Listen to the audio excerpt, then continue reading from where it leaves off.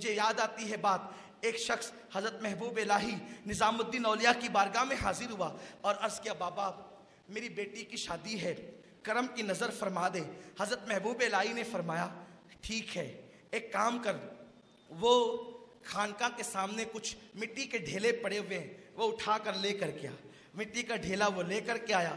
हज़रत महबूब इलाही ने उस पर सूरह फातिहा पढ़ी और पढ़ने के बाद 3 या 7 मरतबा पढ़कर उन ढेलों पे दम कर दिया और आपने बुलंद आवाज़ से पढ़ा। इसलिए कि कभी कभी हम लोग खामोशी से पढ़ते हैं, लोगों को जो है वो तजस्सुस होता है, क्या पढ़ रहे हैं मुझे ही मालूम हो जाए। हज़रत महबूब इलाही ने उसको अलल ऐलान पढ़ा, आवाज़ बुलंद पढ़ा, बाआवाज़ बुलंद दम किया। वो नज़रों के सामने सोने में तब्दील हो गए। उसने सोचा बेटी की शादी का खर्चा तो मिल गया, लेकिन सोना बनाने का तरीका भी मिल गया। और फिर वो ले गया और ले जाने के बाद बेटी की शादी कर ली। फिर ज़रूरत पेश आई तो सोचा अब महबूब इलाही के पास जाने की ज़रूरत क्या, उनकी खानका में जाने की ज़रूरत क्या, हमें तो सोना बनाने का तरीका मिल गया। उसने कई सारे ढेले उठा लिए, मिट्टी के और रखा और पूरी रात वो सूरह फातिहा पढ़ पढ़ के दम करता रहा। लेकिन वो मिट्टी की मिट्टी ही रही और ये दम पे दम करता रहा।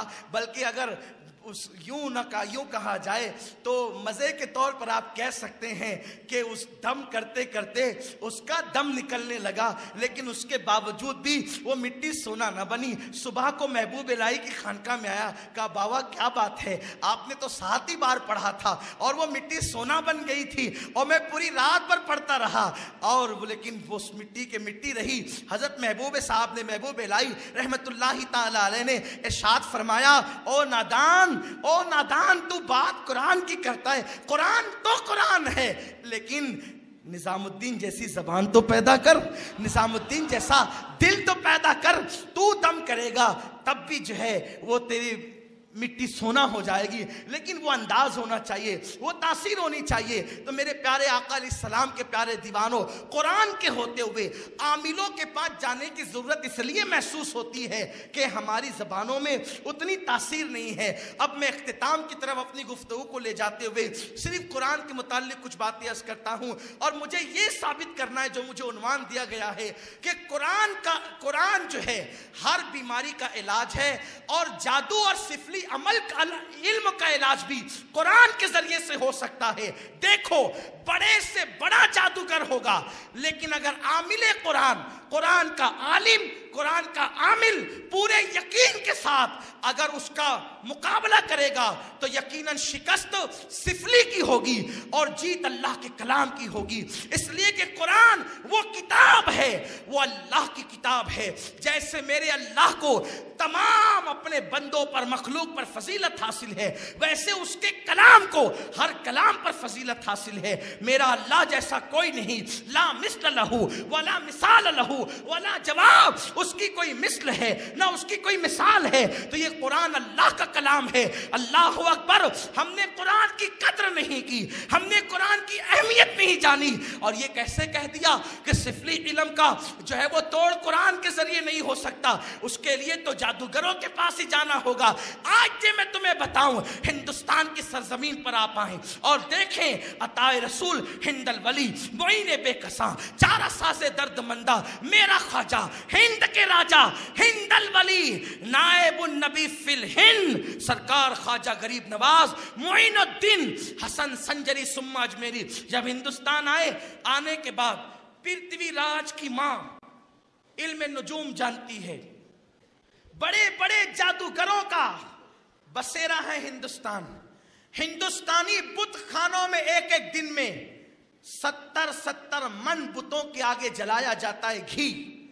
इस कदर तोहमात परस्ती है हिंद में। आया कौन? मेरे नबी का शहजादा गरीब नवाज, कारसाज गरीब नवाज, बंदा नवाज गरीब नवाज, वो अताए रसूल जिसने तकरीरों से नहीं अपने अखलाक से 90 लाख काफिरों को कलमा पढ़ाया। हाँ, कोई ऐसी चीज नहीं जिसका तोड़, जिसका इलाज कुरान के पास, इस्लाम के पास ना हो। अरे कुरान वो ताकत है कि जब रसूलुल्लाह ने कुरान को जिन्नों के सामने तिलावत किया तो जिन्नात मेरे नबी पे ईमान ले आए, जिन्नात कुरान पर ईमान ले आए। ये वो दीन है ये वो मजहब है। अकीदे की कमजोरी खत्म करो, शुकूक और शुबात से बाहर निकलो। अल्लाह ने तुम्हें वो किताब दी है, अल्लाह ने तुम्हारे रसूल पे वो कुरान नाजिल किया है। इसकी चारों कुल अगर सोने से पहले सुन्नत के मुताबिक वुजू करके दम कर लो तो आप पर किसी का जादू असर नहीं कर सकता, किसी की बदनजरी असर नहीं कर सकती। हुजूर हिंदल वली गरीब नवाज का साथ जब हिंदुस्तान तशरीफ लाए, आने के बाद पहला मुकाबला था पृथ्वीराज चौहान से। आप आए, मशहूर बात, आजकल जहां औलिया मस्जिद है वहीं बैठ गए। लोगों ने कहा बाबा उठिए, यहां तो राजा के ऊंट बैठते हैं। आप उठ गए, ठीक है यहां राजा के ऊंट ही बैठेंगे। और आप जानते हैं कि बैठे रहे। मुझे दास्तान दोहराना नहीं, हमारे बच्चे बच्चे को पता है कि जिसे ख्वाजा बिठाते हैं उसे कोई उठाता नहीं है।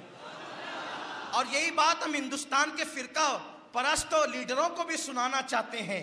अरे नादान, ख्वाजा के बिठाए हुए ऊंट नहीं उठ सकते तो ख्वाजा के बसाए हुए मुसलमान यहां से कैसे जा सकते हैं? आपकी ये नारे तकबीर, नारे रिसालत, ख्वाजा का हिंदुस्तान, ख्वाजा का हिंदुस्तान, ख्वाजा का हिंदुस्तान। अरे वो पृथ्वीराज चौहान जो अखंड भारत का सम्राट था, जब वो ना निकाल सका गरीब नवाज को तो आज कौन निकालेगा? वो तो पृथ्वीराज चौहान अखंड भारत का सम्राट था, वो ओटों पे नहीं बना था। तुम ओट पर बनकर के नाश कर रहे हो। इसलिए सुनो, ये दिमाग से निकाल दो, ये बात दिल से निकाल दो कि ख्वाजा के बसाए हुए को तुम निकाल सकते हो। अरे ख्वाजा का बिठाया हुआ जानवर नहीं उठाया जा सकता तो ख्वाजा के बसाए हुए गुलाम कैसे उठाए जा सकते हैं? इसीलिए हिंदुस्तान के मुसलमान को कहता हूं कि मसलक की दीवारें खड़ी करके मेरे ख्वाजा को गाली न देना। जैसे सुन्नी वफादार है तुम भी बन जाओ, इंशाअल्लाह तुम्हारा भी बेड़ा पार हो जाएगा। जो अकीदा ख्वाजा का है उसी अकीदे पे आ जाओ। हुकूमत वक्त याद रखे, यहाँ तो कल दूसरा रहेगा। जमीन हिंदुस्तान का राजा हमारा ख्वाजा सदा रहे। नारे तकबीर, नारे रिसालत, ख्वाजा का हिंदुस्तान, ख्वाजा का हिंदुस्तान। नारे तकबीर, नारे रिसालत। जिन्हें ओहदों से ओहदा मिलता है छीना जा सकता है, जिसे मदीने से ओहदा मिलता है वो छीना नहीं जा सकता। गरीब नवाज को मदीने से ओहदा, हिंद का राजा उन्होंने बनाया है, मेरे रसूल ने बनाया है। मदीने की खैरात वो खैरात है, जिंदगी खत्म होती है खैरात खत्म नहीं होती। मेरे करीब से घर कतरा किसी ने मांगा, दरिया बहा दिए हैं, दुर्बे बहा दिए हैं। अल्लाह अकबर, कौन देता है देने को मुंह चाहिए, देने वाला है सच्चा हमारा नबी। तो मेरे गरीब नवाज आए, परेशान हो गया पृथ्वीराज का पूरा अमला। बाद में यही हुआ, उन्होंने कहा तो उठ गए, लेकिन लास्ट स्टेप ये था पृथ्वीराज का, उसने बड़े बड़े जादूगरों को बुलाया। इसलिए कि जब भी किसी तंग आ जाने वाले, शिकस्त खाने वाले का अंदाज आखिरी में जादूगर होता है। जब हर तरफ से लोग थक जाते हैं, आखिर जादूगर है, एक एंड जादूगर है। उसने पूरे हिंदुस्तान भर के जादूगरों को बुलाया और सबका सरदार जयपाल जोगी था। सबका सरदार जयपाल जोगी था, उसको अजय पाल भी कहते हैं। इतना बड़ा जादूगर था वो, मंत्र जंतर इतने जानता था कि शेर की खाल पे बैठ के वो उड़ता था। उसने कहा खबरदार, बस ये मेरी गुफ्तगू का इख्तिताम है, आपके जहन से ये बात निकल जाए कि सिफली का तोड़ कुरान नहीं, ये जहन से निकल जाए। हर नहूसत, हर बीमारी, हर जादू का इलाज कुरान में है। बस आपका अकीदा मजबूत होना चाहिए, आपका यकीन मजबूत होना चाहिए। नादान, जब कुरान तुझे जन्नती बना सकता है तो कुरान तुझे कहां नहीं ले जा सकता? कुरान के जरिए तुझे कौन सी नेमत नहीं मिल सकती? इसलिए उन आमिलों के पास आओ जो खुश अकीदा हैं और कुरान के जरिए इलाज करते हैं। हाँ, जिनकी खानकाहों से निस्बत जुड़ी हुई है, जो उस्तवार है, जिनके अकीदे औलिया अल्लाह से, मुस्तफ़ा करीम से, गौसो ख्वाजा से, मखदूम सिमना से। अरे हमारी खानकाहें तो इतनी पावरफुल है कि जमीन के ऊपर होते हैं तो भी इलाज करते हैं, और जमीन के अंदर जाते हैं तो भी इलाज होता है। सुभान अल्लाह बेशक। कि चौचे मुकद्दसा जाकर के देखो, जिन पर सहर है करीब जाकर ही हिलने डुलने लगते हैं। अरे वो कौन सी ताकत है जो उनको हिलाती है? तो मेरा अशरफ बता रहा है, मेरे नाना को मुर्दा कहने वालों, मेरी ताकत तो देखो। अरे जब औलाद का ही आलम है तो मुस्तफा जाने रहमत का आलम क्या हो? वो कौन सी ताकत है? वो कौन सी ताकत है? और हमारे शहर में तो एक खुद मेरे मखदूम की जिंदा करामत भी है ना। वो चंद बरसों पहले की बात, जो आंख में मखदूम पाक का काजल लगाने से आंख आई थी, इसी शहर की बात है। मखदूम का खास करम है हमारे शहर पर। तो अर्ज ये कर रहा था, आखिर में उसने जादूगरों को बुलाया, और छोटे मोटे नहीं, हाँ वो बड़े बड़े थे, इतने बड़े, शेर की खाल पे उड़ता था वो। इसका मतलब ये है कि जादूगरों को इतनी ताकत मिल जाती है, तपस्या करते करते या मुजाहिदात करते करते, रियासतें जंगलों में घूमते फिरते, वो लोग गंदे अमलियात के जरिए से इतनी ताकत पा लेते हैं कि वो हवाओं में उड़ने लगते हैं। तो अब लोग इस कहते हैं भाई हम फलां के पास जाते हैं, वो तो या रसूल अल्लाह नहीं कहता, वो तो नजर नियाज नहीं मानता, वो तो औलिया अल्लाह को मिली, लेकिन शिफा तो होती है। और नादान जब जादूगरों को इतनी ताकत मिल जाती है कि वो उड़ते हैं शेर की खाल पे, तो क्या वो हक पे हो गए? नहीं। यही है, इलाज भी हो, ईमान भी बचे, इलाज भी और अकीदा भी बचे। क्योंकि सिर्फ जिस्मानी शिफा नहीं चाहिए हमें, तो रूहानी शिफा भी चाहिए, दिल भी जिंदा होना चाहिए ना। तो वो आया इस तरह से कि शेर की खाल पे उड़ता था, और जब वो फूंकता था तो उससे शोले निकलते थे आग के। मेरे ख्वाजा के पास नए नए मुसलमान थे, गरीब नवाज का सरकार देखे, जो हिंदुस्तान के नए नए लोग मुसलमान हुए थे, इसलिए कि हिंद की सरहद से लेकर अजमेर शरीफ पहुंचने तक के 5 लाख को मुसलमान किया था। हाँ, और एक रिवायत यूं भी मिलती है कि आपने जो है वो दिल्ली पहुंचकर अपनी वालदा को खत लिखा था। बाज़ मौर्रिखीन कहते हैं कि आपके बचपन में आपकी वालदा का विसाल हो गया था, और बाज़ मौर्रिखीन कहते हैं कि अजमेर शरीफ पहुंचने तक आपकी वालदा हयात थी।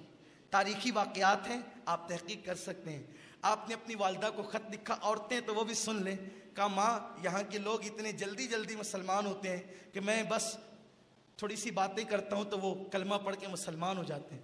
माँ का जवाब आया था, बेटे मोइनुद्दीन, ये तेरी तकरीर का असर नहीं है, ये करामत तो मेरी है, इसलिए कि मैंने तुझे कभी बेवजू दूध नहीं पिलाया। ये बावजूद दूध पिलाने की बरकत है, अल्लाह ने तेरी जबान में इतनी तासीर दी है कि तू कहता है और लोगों के दिलों में बात उतर जाती है। आप गौर करें कैसी वो अजीब माँ थी।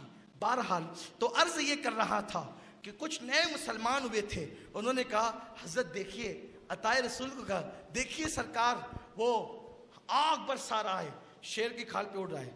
फरमाया एक काम करो, सब लोग मेरे करीब आ जाओ। और आपने आयतल कुर्सी पढ़कर एक दायरा खींचा, आ गई वही बात, कुरान। कुरान पृथ्वीराज जंतर मंतर के साथ, अमलियात शिरकिया के साथ आया है। और मेरे ख्वाजा आयतल कुर्सी पढ़कर हल्का खींचते हैं, फरमाया जो इस हल्के इस दायरे के अंदर रहेगा उसको कुछ नहीं होगा। और वो सांप बिच्छू जादू के जोर से फेंकता रहा और वो दायरे के बाहर ही गिरते रहे, दायरे के अंदर नहीं आया। बताइए जीता कौन, कुरान वाला या सिफली वाला, रहमान वाला या जादूगर? क्या फिक्र हो गई तुम्हारी? तोहमात परस्ती से निकलो। इसी पे बस नहीं, जादू के जोर से अजयपाल जोगी ने बड़ा सा पत्थर फेंका। उस वक्त मेरे ख्वाजा नमाज में, हालत नमाज में थे मेरे ख्वाजा। अताए रसूल हिंदल वली कुर्बान जाए, अल्लाह अकबर। हिंदल वली नमाज में बड़ा सा पत्थर आ रहा है, जैसे सलाम फेरा तो पत्थर आ ही रहा था। आपने उंगली का इशारा फरमाया, अल्लाह की तरफ से तो आ जा, अल्लाह की तरफ से तो आ जा, और शैतान की तरफ से या शैतान वालों की तरफ वही रुक जा। आज तक रुका है, ये किताब ही की बात नहीं है, आज तक रुका है। आखिरी स्टेप अजमेर शरीफ वालों का ये था, आखिरी हथकंडा ये था कि गरीब नवाज को जिन्नात से भिड़ा दिया जाए। जिन से जब मोइनुद्दीन भिड़ेंगे तो इंसान की ताकत कहाँ है कि जिन से लड़ सके। अब देखो, ये मेरे ख्वाजा की शान है, कुरान वाले की शान है, आमिले कुरान की शान है, आलिमे कुरान की शान है। पृथ्वीराज महाराजों से ढोल बजवाता हुआ और एक खूबसूरत लड़की लेकर के चला अना सागर के किनारे। अना सागर के किनारे अजमेर का एक बुत था। उस बुत की खुसूसियत ये थी कि वो बोलने वाला था। सोचो, जो बुत बोलता हो उस पर लोग कितना पुख्ता यकीन रखते होंगे। उसी बुत का नाम सादी देव था। वो जिन्नात था दरअसल, और वो बहुत ऊंचा तरंगा खड़ा रहता था। अजमेर वाले जब तंग आ जाते, किसी दुश्मन से वो मुकाबला नहीं कर पाते, तो वो यूं करते कि एक खूबसूरत कंवारी लड़की उसके कदमों में ज़िबा करते, बलि चढ़ाते और उसको खिलाते। फिर वो कहता बताओ क्या करना है, तो वो बड़ी से बड़ी ताकत से उसको लड़ा देते। इस तरह से चूंकि अखंड भारत का सम्राट अजमेर में रहता था और अजमेर शरीफ की सरजमीन पर यह तोहमात परस्ती हुआ करती थी और वहाँ पर इस तरह कोई हमला करने की जसारत नहीं करता था। तो जब उन्होंने कंवारी लड़की को पेश किया तो सादी देव ने हंस के कहा करना क्या है। कहा वो दूसरे किनारे पर जो फकीर बैठा है वो आया है मदीने से, एक काम करो जा करके उसका खात्मा कर दो। हमेशा तुमने हमारी मदद की, आज भी करो। ये जो रिवायत बयान कर रहा हूं ये हिंदुस्तान की बेशतर तवारीख के अंदर तारीखी तौर पर मौजूद है और हुकूमती सतह पर मौजूद है कि एक ऐसा भी देव हिंदुस्तान में रहता था जो बोलने वाला था, वो सादी देव था। जब वो एक कदम में अना सागर के उस पार पहुंचा तो मेरे ख्वाजा के सामने खड़े होकर कहता है मोइनुद्दीन अजमेर खाली कर वरना मरने के लिए तैयार हो। तो देखो मोमिन का नजरिया क्या होता है। गरीब नवाज ने उससे कहा मौत और जिंदगी मेरे अल्लाह की तरफ से है, अगर उसने मेरी मौत लिख दी है तो चूंटी के काटने से भी मर जाऊंगा, और अगर उसने मेरी मौत लिखी हुई है तो तू मेरा कुछ नहीं कर सकता। ये मोमिनाना अल्फाज है। ये क्या उसने मार डाला, उसने मार डाला, कोई मार डाल सकता है? कौन मार डाल सकता है? मौत और हयात का मालिक सिर्फ अल्लाह है, मौत और जिंदगी का मालिक सिर्फ अल्लाह है। शैतान हलकान कर सकता है, शैतान जान नहीं ले सकता। जान लेना मेरे अल्लाह के कब्जे कुदरत में है। अपनी जिंदगी जितनी लिखी है उससे एक सेकंड पहले भी मौत नहीं आएगी, उससे एक सेकंड बाद भी मौत नहीं आएगी।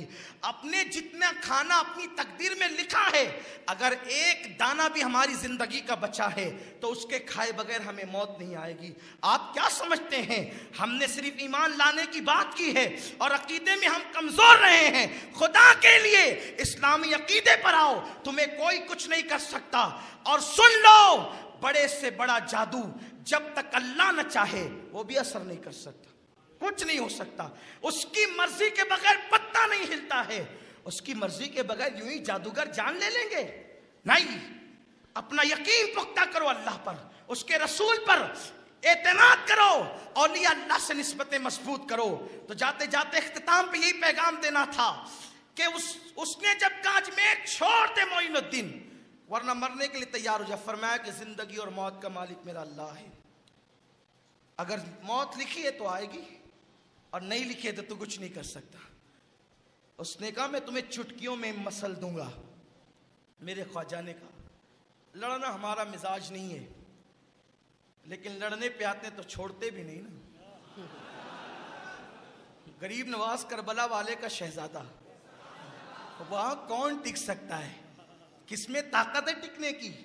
फरमाया कि हम लड़ते नहीं है, आपको भी दावत देते हैं, आप भी मुसलमान हो जाइए। जिनको कहा सारा अजमेर जिसको पूज रहा था उसको कहा तुम भी मुसलमान हो जाओ। उसने कहा अगर मैं मुसलमान होगा तो मुसलमान होने से मुझे मिलेगा क्या? कहा तेरे दिल की एक तमन्ना है वो पूरी हो जाएगी। मेरा ख्वाजा ये भी जानता है जिन के दिल में क्या तमन्ना है, उसके सीने में क्या तमन्ना है। अरे जो देव के सीने के अंदर के राज जानता है वो गुलामों के राजों को नहीं जानेगा। इसीलिए तो ख्वाजा हिंद वो दरबार है आला तेरा, कभी महरूम नहीं मांगने वाला तेरा। लोग हैरान है वहां जाने से मिलता क्या है, जरा अकीदा लेके जाकर तो देख। हमें पता है क्या मिलता है, लेने वालों को पता है क्या मिलता है। झोलियां भर गई सब हो के मायूस, तेरे दर से सवाल ही न गया। झोलियां भर गई सबकी, कोई खाली न गया। कोई जाके देखे तो ये कहानी किससे नहीं है, ये हकीकत है। आज भी कोई दिल लेकर के जाए साहिब दिल, अपनी निगाहों से नजारा देख लेगा। अगर तू भी मुसलमान हो जा, तेरी तमन्ना है ना वो पूरी हो जाएगी तमन्ना। उस जिन ने कहा मेरी क्या तमन्ना हो सकती है। फरमाया बता दूं। कहा बताइए। कहा पूरा दिन लोग तुझे पूछते हैं, तेरे आगे घी जलाते हैं, और रात को क्या तू रोता नहीं है अजमेर के फुला देहात में जाकर के। उसकी गर्दन झुक गई। कहा तेरी एक माशुका है, अजमेर के गिरदो नवाह में एक बुत खाना है, वहां संगमरमर की एक औरत की मूर्ति है। उस मूर्ति पर तेरा दिल आ गया, तू उससे प्यार करता है, और तू उसका हाथ पकड़ पकड़ के कहता है बोल ना, मुझसे बात तो कर, मुझसे बात तो कर, ओ मेरी महबूबा मुझसे बात तो कर। वो तुझसे बात नहीं करती ना, यही तेरे दिल की तमन्ना है ना। तू जिस दिन मुसलमान होगा उस दिन वो तुझसे बात करेगा। क्या बात करते हैं? कहा वो करेगी, पढ़ कलमा। ये सारी बातें वो पीछे के लोग सुन रहे थे। उसने कलमा पढ़ा, ला इलाहा इल्लल्लाह मुहम्मदुर रसूलुल्लाह। भाइयों ये हैं अल्लाह वाले, रूहानियत वाले, ये ईमान वाले, ये मदीने वाले, ये नजफ वाले, ये करबला वाले, ये बगदाद वाले, ये हैं जो जिन्नातों को कलमा पढ़ाते हैं। लोगों को क्या हो गया, वो कहते हैं नबी हमारी तरह। हम कहते हैं जिन्नात नजर आए तो आपका होगा क्या। और ये जिन्नातों को देखकर दीन की दावत देते हैं, कलमा पढ़ाते हैं। इसने कलमा पढ़ा तो उन्होंने इसको गालियां देना शुरू की। इसके हाथ में जो आया उठा उठा करके फेंका। वो भागने लगे तो कुछ तो कुचल के दब करके मर गए। अब जब वो भाग गए तो उसने बड़ी लजाजत से कहा मोइनुद्दीन आपकी बात तो मैंने सुन ली ना, कलमा पढ़ लिया ना, अब वो मुझसे बात करेगी, चलिए मेरी बात कराइए। मेरे ख्वाजा ने कहा मैं नहीं आता, तू जा। मैं नहीं आता, तू जा। और जा करके उस मूर्ति का हाथ पकड़ना, कहा चल तुझे मोइनुद्दीन बुलाते हैं। सुभान अल्लाह, सुभान अल्लाह। चल तुझे उसने हाथ पकड़ कर चल तुझे मोइनुद्दीन बुलाते हैं। वो सही की औरत बन करके चलने लगे। मेरे ख्वाजा के दरबार में ख्वाजा ने दोनों का निकाह कराया और फरमाया तू आज से शादी नहीं, तू शादी है, जा शाद रहेगा, हमेशा शाद रहेगा। और मेरे ख्वाजा ने उस जिन को खिलाफत भी अता फरमाई। ये शान है अल्लाह वालों की। तो इनसे निस्बतें उस्तवा